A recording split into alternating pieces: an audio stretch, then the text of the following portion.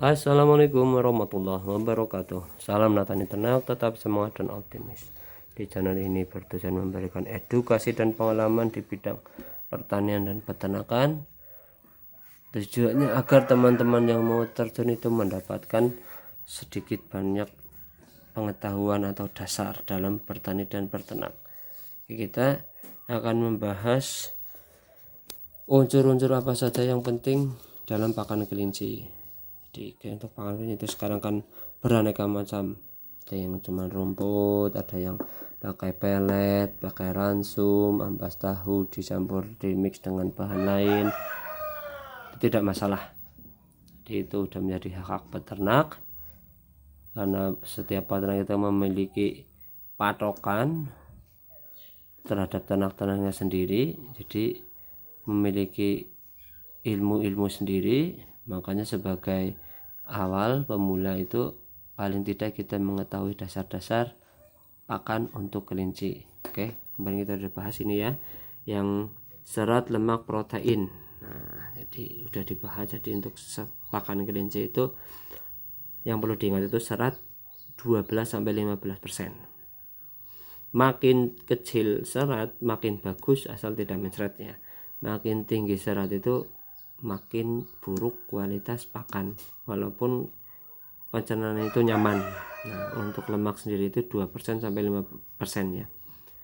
Ini perlu diingat.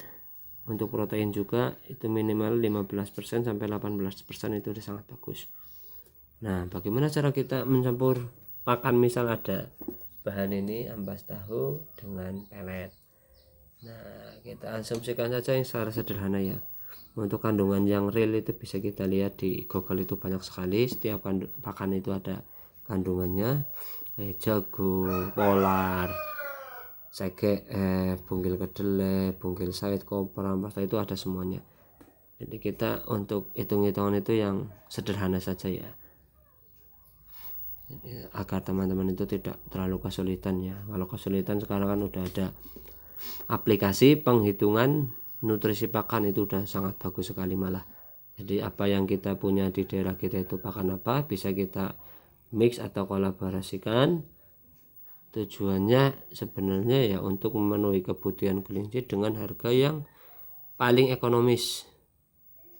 Seperti itu. Jadi untuk ngitungnya sebenarnya ini bahan A misal ini bahan B, serat kasar SK, lemak kasar LK, PK itu protein kasar. Nah, misal si A ini serat kasar 10, si B ini 15, ini lemaknya sekitar 3, si B ini misal 8, karena tinggi ya. Untuk protein kasar si A kita ambil 15, kalau yang ini 20. Nah, ini sebagai contoh yang sederhana saja ya. Untuk realnya itu tadi bisa kita lihat di Google. Nah, ini kalau kita campur itu menghasilkan berapa? Jadi ini bahan A, bahan B dicampur, berarti ketemu itu bahan final itu F ya. Final ini 10 tambah 15 bagi 2, berarti ada 25 dibagi 2. Kita ketemu serat kasar berarti 12,5%. Sama untuk lemak kasar itu berarti 3 tambah 8 bagi 2, 11 dibagi 2, 5,5%. Untuk PK ini kita tambahkan juga 15 tambah 20 bagi 2, 35 dibagi 2, 17,5. Nah, ini gampang sekali sebenarnya ya. Ini hitungan sederhana seperti itu aja. Jadi kalau untuk lebih dari 2 bahan, tetap kita pembagiannya itu tergantung jumlahnya. Misal ada 5 bahan ya, kita jumlah semua. Dari 5 bahan tersebut berapa serat kasarnya dibagi 5 ketemu berapa. untuk lemak juga sama. Ini sebagai contoh dari 2 bahan pokok. Ini kan lebih gampang ya, 2 bahan pokok. Nah, kalau untuk hal seperti ini ketemu hasil akhir di serat kasar 12,5 ini masih masuk ya, untuk masuk karena range-nya itu 12 sampai 15%. Tapi untuk lemak kasar ini masih terlalu tinggi. Ini sekitar 5,5%, itu kan standarnya 2 sampai 5%. Ini untuk PK-nya itu udah bagus sekitar 17,5%. Nah, bagaimana cara menurunkan ini lemak? Lemak itu bisa diturunkan dengan ditambahkan serat kasar. Karena serat kasar yang B ini tinggi, kita bisa tambahkan lagi. Atau kalau kandungan lemaknya terlalu tinggi di pakan B, kita tambahkan yang lebih banyak di pakan A. Misal 1:0,8. Nah, itu lebih susah ya. Jadi paling enggak 2:1 lah, itu paling gampang. Nah, itu untuk rumus-rumus seperti itu yang rada susah ya kalau dihitung secara hitung-hitungan tertulis seperti ini. Makanya udah ada aplikasi penghitungan pakan, itu sebenarnya sangat membantu ke peternak. Jadi kita mau membuat pakan berapa dengan bahan apa yang ada itu lebih simple. Nah, tapi intinya ini sebagai hitung-hitungan dasar ya. Jadi peternak mempunyai gambaran cara menghitung kandungan pakan. Nah, karena kandungan pakan yang paling dominan di kelinci itu ada serat, lemak, dan protein, kita fokuskan saja ke situ dulu.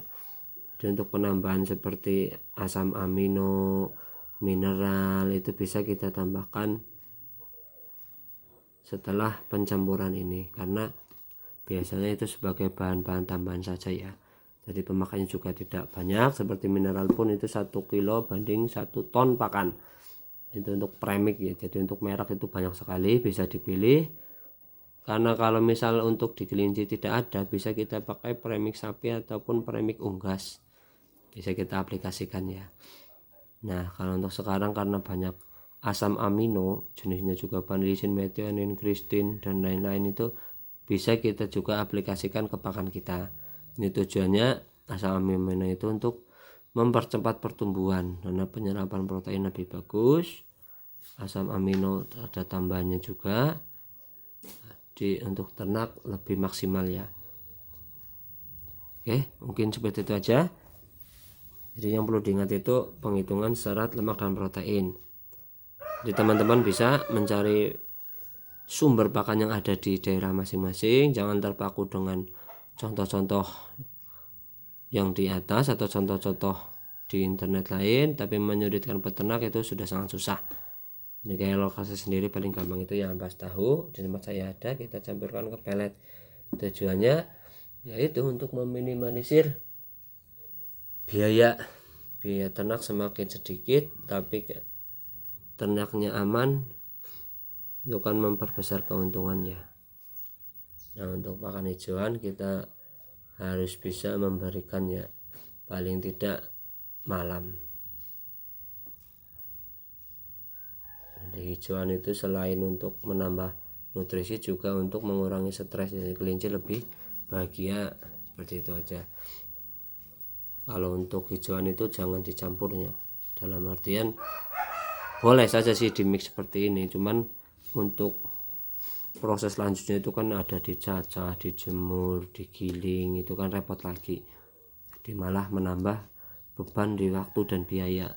Makanya untuk hijauan saya sarankan itu langsung pemberiannya ya malam hari, kasih 1 genggam saja juga sudah cukup.